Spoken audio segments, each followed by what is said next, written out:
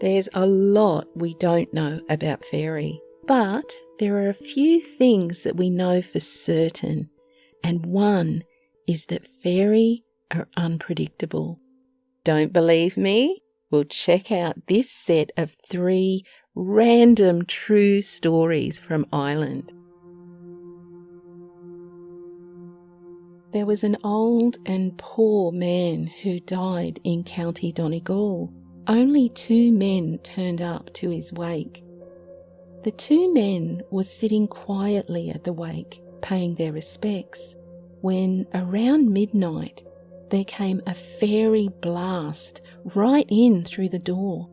Every candle lit around the corpse was blown out, and for what they felt was about 5 minutes, the men sat in silence and were unable to move.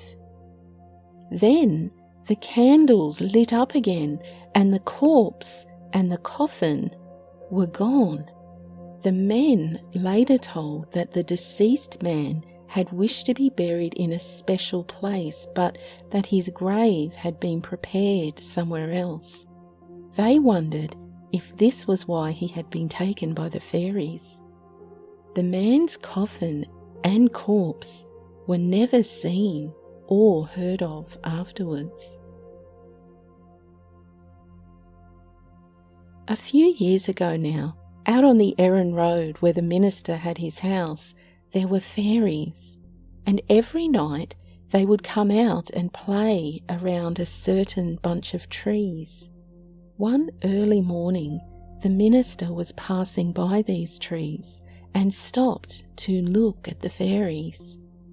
Another fairy approached the man and asked him what he was looking at. The minister told him that he was just admiring the small fairies' dresses.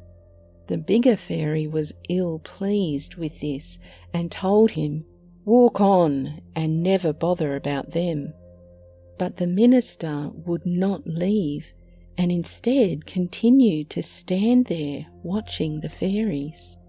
Then the fairy told him that he would now suffer under bad luck. At this, the minister turned and went back home to tell his wife about what had happened. Then he went about his day as usual. But that night he felt ill and soon after died. His wife believes that if he had walked on when the fairy told him, her husband would be living now to this day. 2 old Cashellard men named Peter Meehan and Con Clark went to visit in a neighbour's house one night, and on their way was a known fairy path.